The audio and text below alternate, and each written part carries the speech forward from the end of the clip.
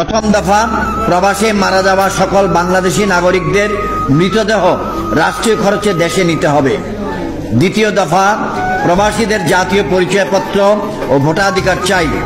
তৃতীয় দফা বিমানবন্দরে প্রবাসী হয়রানি বন্ধ চাই।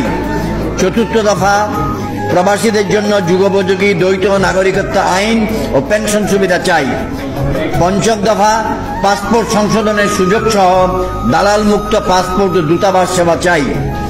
ষষ্ঠ দফা প্রবাসী সুরক্ষা আইন প্রণয়ন ও বাস্তবায়ন চাই। সপ্তম দফা জাতীয় বাজেট প্রবাসীদের জন্য ন্যূনতম 5% বিশেষ বরাদ্দ চাই।